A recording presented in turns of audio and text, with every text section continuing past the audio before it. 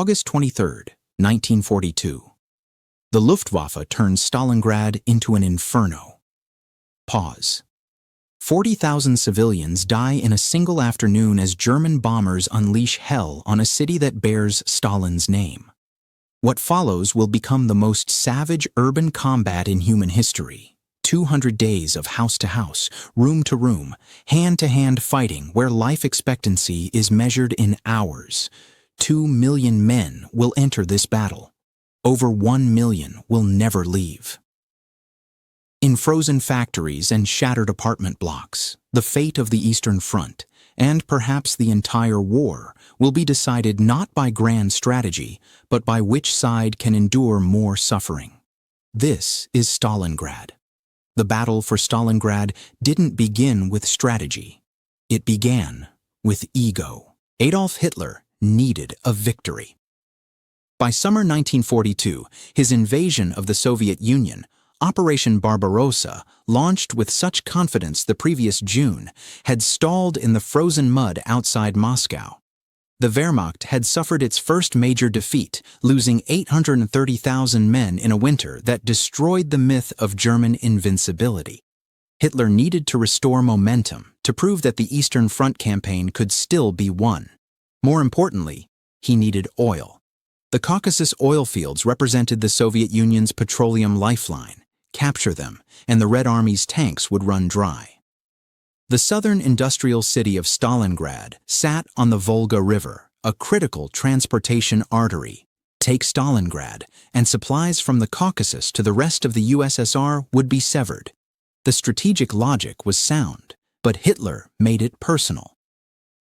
Pause. A city bearing Stalin's name became an obsession. For Joseph Stalin, the city was more than strategic. It was ego incarnate. Stalingrad, formerly Tsaritsyn, had been renamed in 1925 to honor Stalin's role defending it during the Russian Civil War.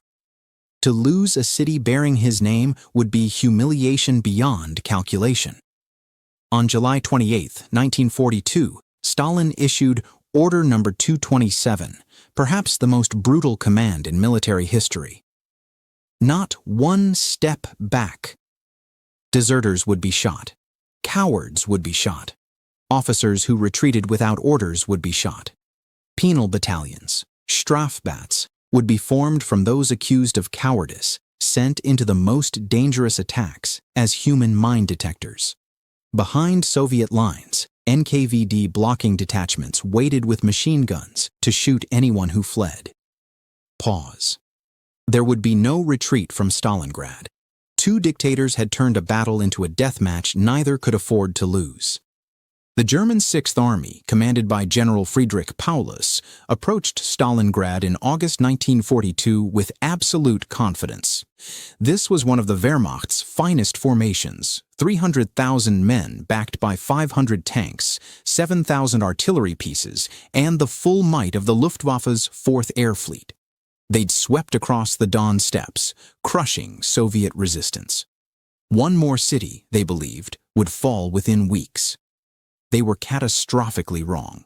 August 23, 1942, marked the beginning of Stalingrad's agony. Luftwaffe bombers appeared at 1600 hours, wave after wave of Stukas and Heinkels turning the afternoon sky black. The bombing was systematic and merciless. Residential districts, factories, the city center, all targeted. The oil storage tanks on the riverbank erupted, sending rivers of burning petroleum flowing through streets.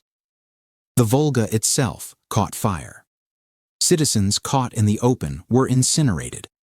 Those who sought shelter in basements were buried alive as buildings collapsed. By nightfall, Stalingrad was a sea of flames visible for miles. 40,000 civilians died in that single raid, more than Britain lost in the entire Blitz. But the bombing achieved something Hitler never intended. It created the perfect defensive terrain. A modern city of 600,000 inhabitants became a landscape of ruins, ideally suited for urban warfare. Collapsed buildings created natural fortifications, rubble-blocked streets, channeling attackers into kill zones. Basements became bunkers. Shattered apartment blocks became fortresses. The Germans discovered, too late, that they'd destroyed a city easy to assault and created a nightmare impossible to conquer. The 62nd Soviet Army, commanded by General Vasily Chuikov, received orders to defend Stalingrad at all costs.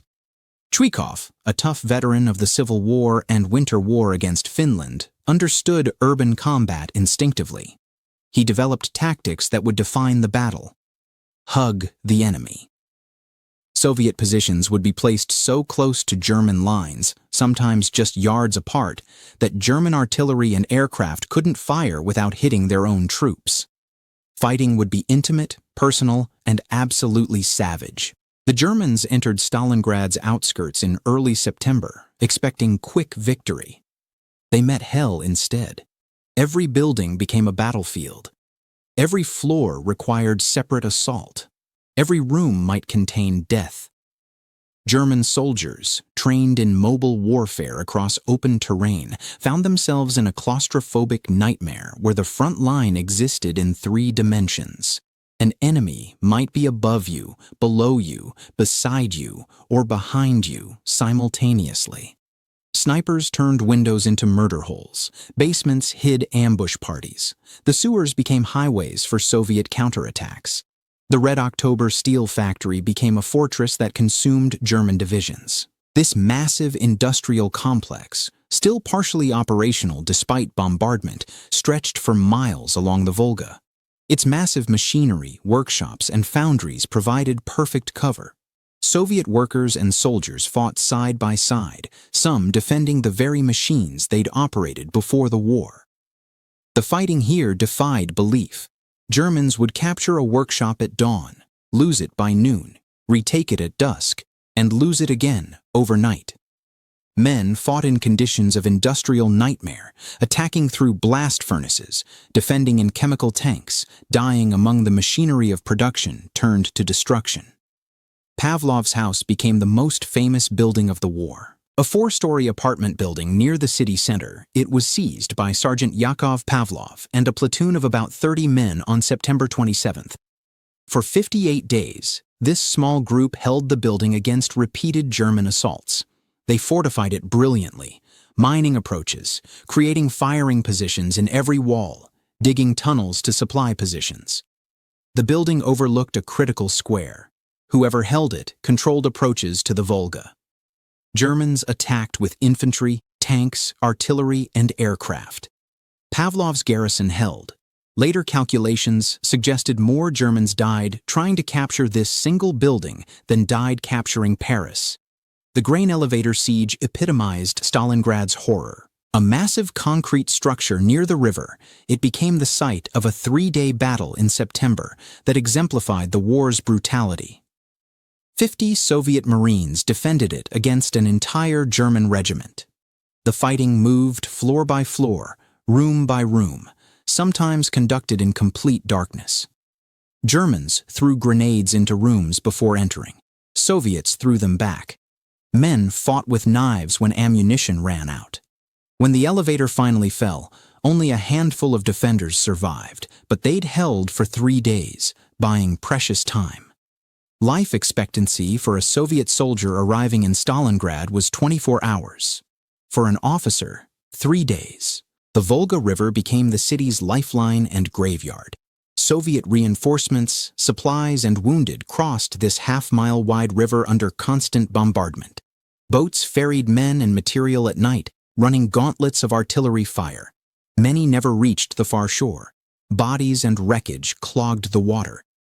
Yet the crossings continued, night after night, because Stalingrad's survival depended on this precarious supply line. Chuikov established his headquarters in a cliff overlooking the Volga, so close to German positions that enemy soldiers could see his command post. This proximity embodied his strategy. Remain so close to the enemy that German firepower advantages became irrelevant. Every German soldier must be made to feel that he is living under the muzzle of a Russian gun, Chuikov declared. His troops obliged. Snipers became legends and weapons of psychological warfare. Vasily Zaitsev, a shepherd from the Ural Mountains, personified the Soviet sniper. His confirmed kills exceeded 200 Germans, but his psychological impact was greater. German soldiers lived in terror of the unseen enemy who might be watching from any window, any ruin, any pile of rubble. The Wehrmacht sent their own expert marksman, Major Erwin König, specifically to hunt Zaitsev. Their duel, whether historical fact or propaganda, captured the battle's personal nature. In Stalingrad, war became individual. Rattenkrieg, rat war, the Germans called it. War fought in sewers, cellars, and ruins. German soldiers, accustomed to blitzkrieg across open country, found themselves in conditions that shattered nerves and morale. Progress was measured in meters, purchased with casualties that would have captured entire cities elsewhere. A company might spend days fighting for a single staircase. Battalions were destroyed, capturing a factory floor. The psychological toll was devastating. Letters home spoke not of victory, but of survival, not of glory, but of horror. Autumn gave way to winter, and conditions worsened beyond imagination. Temperatures plummeted to -30°C. The Volga froze solid enough to drive tanks across, both a blessing and curse for Soviet supply. Soldiers fought in cold that froze weapons, froze wounds, froze men to death in their positions. The wounded often died not from injuries, but from exposure. Frostbite claimed as many casualties as combat. Men burned furniture, books, anything combustible to survive. Water came from melting snow contaminated with blood and debris. Disease spread: typhus, dysentery, cholera. Stalingrad became not just a battlefield, but a medieval siege combined with industrial slaughter. The Germans, unprepared for Russian winter, suffered enormously. Their summer uniforms offered no protection. Supply lines, stretched impossibly thin across hundreds of miles of hostile territory, couldn't deliver adequate winter clothing or food. Soldiers wrapped themselves in newspaper for insulation. They stripped dead Russians of felt boots and fur hats. Frostbite casualties overwhelmed field hospitals, yet they continued attacking, driven by Hitler's obsession and Paulus's determination to avoid the humiliation of failure. By November, the Sixth Army controlled perhaps 90% of Stalingrad's ruins, but controlling rubble meant nothing. The Soviets still held a thin strip along the Volga, in some places just yards deep, and they refused to break. Every meter the Germans advanced cost blood they couldn't afford to lose. The Sixth Army, which entered the battle at 300,000 strong, was being bled white. Divisions that had conquered France were reduced to fractions of their strength. Battalions became companies. Companies became squads. And then the trap sprang shut. November 19th, 1942. Operation Uranus, the Soviet counteroffensive. While the Sixth Army exhausted itself in Stalingrad's ruins, the Red Army had been massing forces north and south of the city. Over 1 million Soviet troops, 13,000 artillery pieces, 900 tanks, and 1,100 aircraft concentrated for a double envelopment. The northern thrust, Operation Uranus, struck Romanian forces holding the German flanks. The Romanians, poorly equipped and with low morale, collapsed within hours. Soviet tank armies poured through the gaps, racing deep into the German rear. General Paulus, focused entirely on Stalingrad, responded slowly to the threat. By the time he grasped the danger, Soviet pincers were closing around his entire army.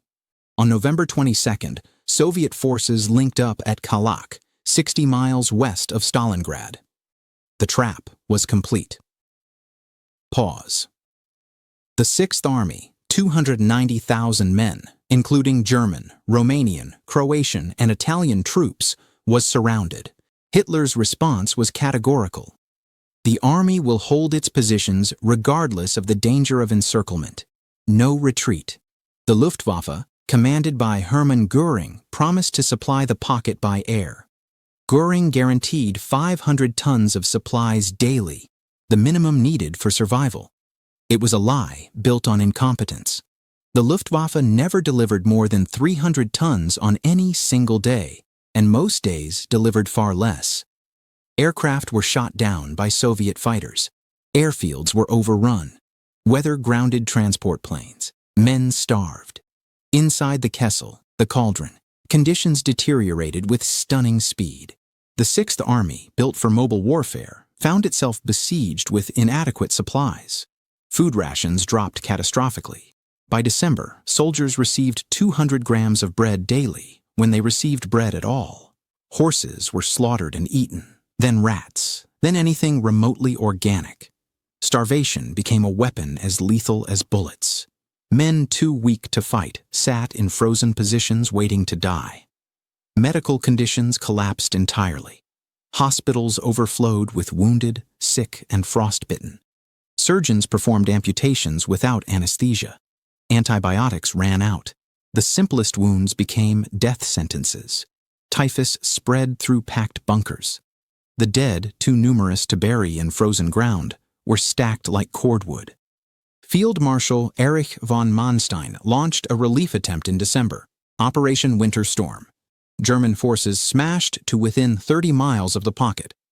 For a brief moment, breakout seemed possible, but Hitler forbade it. The Sixth Army would hold Stalingrad. Manstein's relief force, itself threatened with encirclement, retreated. The last hope of salvation disappeared into the winter darkness. Christmas 1942 in the Kessel was beyond description. German soldiers, surrounded and starving, huddled in frozen ruins. No supplies arrived. Letters from home spoke of Christmas celebrations they would never see again. Some units attempted to maintain traditions, singing carols in bunkers, sharing hoarded scraps as festive meals. Others simply waited to die. The Luftwaffe dropped propaganda leaflets showing Christmas trees and promising relief. The leaflets were burned for warmth. Soviet forces tightened the noose methodically. Artillery pounded German positions constantly.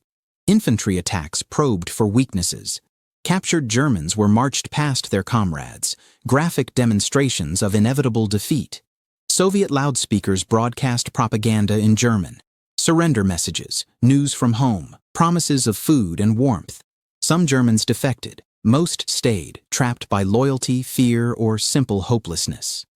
By January 1943, the Sixth Army was no longer a functional military formation. It was a mass of freezing, starving men waiting for death. Divisions existed only on paper. Regiments fielded squads. Artillery lacked shells. Tanks lacked fuel. The wounded outnumbered the healthy. Yet Hitler demanded they fight to the last man, to tie down Soviet forces that might otherwise threaten other sectors. The Sixth Army had become a human sacrifice to buy time for Wehrmacht forces elsewhere. January 8, 1943. The Soviets offered surrender terms: honorable captivity, medical treatment, food. Paulus forwarded the offer to Hitler, along with a request for permission to surrender. Hitler's response was characteristically monstrous: fight to the last bullet. If ammunition ran out, fight with cold steel. The battle must continue, regardless of cost. He promoted Paulus to field marshal, a calculated manipulation, as no German field marshal had ever surrendered. The message was clear: death before dishonor. The final Soviet offensive began January 10th. It was less a battle than an execution. Soviet forces systematically reduced the pocket, crushing isolated pockets of resistance. The Sixth Army, too weak and disorganized to mount coherent defense, fragmented into isolated groups. Some positions fought with desperate courage. Others surrendered immediately, soldiers too weak to hold weapons. The Germans retreated toward the city center, compressed into an ever-shrinking area. The airport, the last hope of supply, fell on January 22nd. Now, not even the illusion of relief remained. Paulus established final headquarters in the basement of the Univermag department store in central Stalingrad. This grim cellar became the death chamber of German ambitions in the east. Surrounding him were the remnants of his staff, exhausted, starving officers presiding over an army's death. On January 30th, the 10th anniversary of Hitler's rise to power, Soviet forces stormed the department store. Paulus surrendered January 31st, 1943. He did so not for himself, but for the 91,000 men still surviving in the pocket, men too weak to fight, too sick to move, too broken to continue. His surrender message to Hitler was simple. The Sixth Army, true to their oath and conscious of the lofty importance of their mission, have held their position to the last man and the last round for Führer and fatherland unto the bitter end. It was the surrender of an army that had ceased to exist as a fighting force weeks before. February 2nd, 1943. The last German resistance in Stalingrad ended. The silence must have been deafening. After 200 days of continuous combat, the guns finally stopped. Soviet soldiers, many of them survivors of the entire siege, walked through ruins that barely resembled a city. The victory cost them perhaps 750,000 casualties, killed, wounded, captured. The Germans and their allies lost an entire army. 290,000 men entered the Kessel. Perhaps 6,000 would eventually return to Germany from Soviet captivity. The battle consumed over 1 million lives on both sides. Pause. It was the bloodiest battle in human history. The strategic implications were seismic. Germany lost not just an army, but its aura of invincibility. The Wehrmacht, which had conquered most of Europe, had been decisively defeated. Every German soldier on the Eastern Front now knew that victory was no longer certain, perhaps no longer possible. The myth that had sustained them through hardship shattered in Stalingrad's ruins. For the Soviet Union, Stalingrad was transformation. The Red Army that emerged from the battle was fundamentally different from the force that entered it. They'd learned urban warfare, developed tactics, proven they could not just resist, but defeat the Wehrmacht. Soviet commanders gained confidence. Soviet soldiers gained proof that the fascist invaders could be stopped, could be surrounded, could be destroyed. The psychological shift was as important as the military one. The Eastern Front's momentum reversed permanently at Stalingrad. After February 1943, Germany would never again mount a successful strategic offensive in the East. Kursk, the last major German attack, would fail that summer. From Stalingrad forward, the story of the Eastern Front became Soviet advance and German retreat. The road from Stalingrad led inexorably to Berlin. But the cost demands acknowledgement that transcends strategy. Over 1 million men died fighting for ruins that held no intrinsic value beyond the name. Civilians, those who couldn't evacuate or chose to stay, died by tens of thousands. The city itself was obliterated so thoroughly that post-war rebuilding essentially created it anew. Entire districts were simply bulldozed, the rubble mixed with remains of defenders and attackers alike. Stalingrad became a mass grave covered by a new city. The Soviet prisoners taken by Germans in the battle's early phases died in huge numbers. Most murdered outright or worked to death in camps. The German prisoners taken by Soviets fared little better. 90,000 men marched into captivity. Fewer than 6,000 survived to return home years later. Starvation, disease, cold, and brutality killed them in Soviet camps, a mirror of the fate Germans had inflicted on Soviet POWs. Neither side emerged morally clean from Stalingrad. Germans brought a war of annihilation to the Soviet Union, implementing policies designed to starve and enslave Slavic populations. Their brutality invited brutal response. Soviets fought with matching savagery, their treatment of prisoners and enemies reflecting the total nature of the conflict. Atrocities were committed by both sides in Stalingrad's chaos. The battle represented warfare stripped of restraint, reduced to its most savage essence. The human stories from Stalingrad are what endure beyond statistics. Soldiers on both sides wrote letters that reveal men who were fathers, sons, brothers. Not ideological fanatics, but ordinary people trapped in extraordinary horror. German letters speak of cold, hunger, and desperate hope for rescue. Soviet letters speak of defending the motherland against invaders, of revenge for atrocities committed, of simply surviving one more day.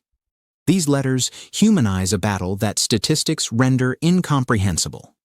Women fought at Stalingrad in numbers unprecedented in modern warfare. Soviet women served as snipers, machine gunners, anti-aircraft crews, pilots, medics, and partisans. Lyudmila Pavlichenko, history's most successful female sniper, honed skills that began at Stalingrad. Women operated searchlights, defended factories, nursed wounded, and died in numbers that contradicted every Western assumption about women's role in combat. Their service was not symbolic, it was essential. Without women soldiers, the Red Army could not have sustained its defense. Children survived in Stalingrad's ruins long after civilians were supposed to have evacuated.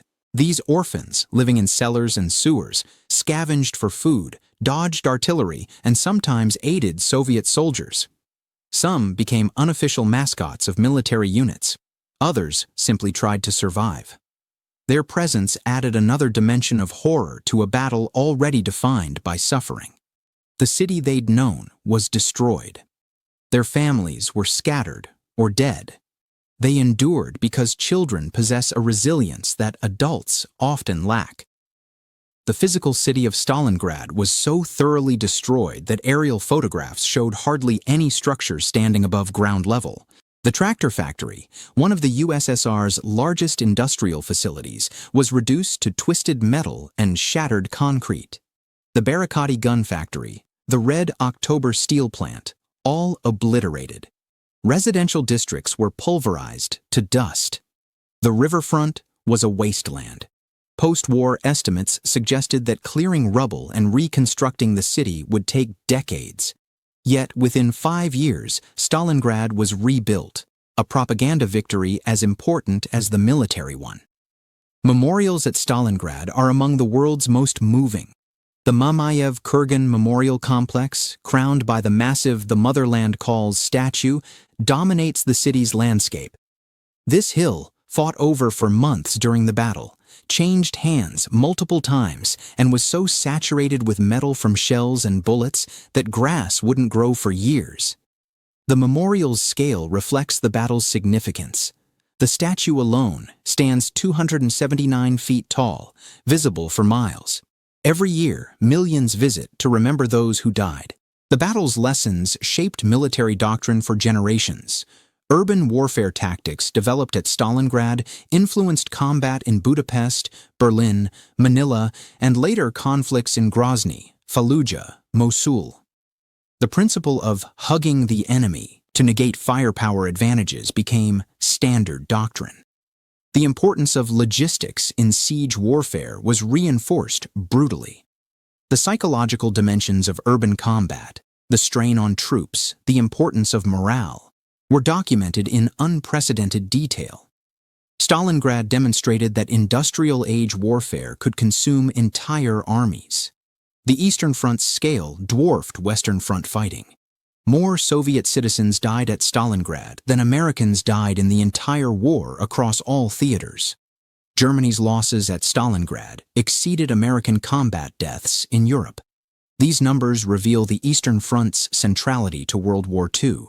This was where the war was truly decided, in battles of annihilation that Western nations could barely comprehend. The battle's propaganda value was incalculable for both sides. For Germany, Stalingrad became a mythologized tale of soldiers fighting to the last against overwhelming odds, a narrative that obscured the strategic stupidity of Hitler's obsession. For the Soviet Union, Stalingrad was proof of the socialist state's strength, of Russian resilience, of victory over fascism. Both narratives contained truth and distortion, memory shaped by political necessity. Field Marshal Paulus, in Soviet captivity, eventually became an anti-Nazi propagandist. His journey from Wehrmacht general to critic of the Reich reveals the moral complexity of the war's final years. He testified at Nuremberg against German war crimes. He urged German soldiers to surrender as the war ended. After the war, he lived in East Germany until his death in 1957. His transformation, genuine conversion, or pragmatic survival remains debated. He never returned to West Germany, where he was considered a traitor for surrendering. Stalin never forgot Stalingrad, and neither did the Soviet Union. The city became a symbol of Soviet sacrifice and triumph. Its defense was celebrated in films, books, memorials, and official histories. Soldiers who fought there received special recognition. The battle's anniversary became a sacred date on the Soviet calendar. Even today, in modern Russia, Stalingrad remains the victory that defines the Great Patriotic War, more than Moscow, more than Kursk, more than Berlin. For Germany, Stalingrad marked the beginning of the end. After February 1943, every informed German military leader knew the war was lost. The question became not victory, but how to avoid total annihilation. The catastrophe at Stalingrad could not be hidden or minimized. When news of the Sixth Army's destruction reached Germany, 3 days of national mourning were declared. Citizens understood the truth. The war they'd been promised would be quick and glorious had become an existential nightmare. Pause. The battle for Stalingrad was unnecessary. The city could have been bypassed, its industrial capacity destroyed from the air, the Volga interdicted elsewhere. But two dictators, Hitler and Stalin, transformed a tactical objective into a symbolic death match neither could afford to lose. The result was a battle that consumed more lives, generated more suffering, and demonstrated more savagery than perhaps any other in human history. In the end, Stalingrad proved what military theorists had long suspected. In total war, victory goes not to the most skilled or even the strongest, but to whichever side can endure more pain. The Soviet Union, defending its homeland against an invader intent on its annihilation, proved capable of enduring unimaginable suffering. Germany, overextended and fighting for conquest rather than survival, could not match that endurance. 200 days, 2 million participants, 1 million dead. The bloodiest battle ever fought ended not with triumph, but with exhaustion. One side too destroyed to continue, the other too drained to pursue. The rubble of Stalingrad contained not just a destroyed city, but the remains of 2 armies, the corpses of countless civilians, and the ashes of Hitler's dream of Eastern conquest. They called it Stalingrad. Pause. Hell had a name.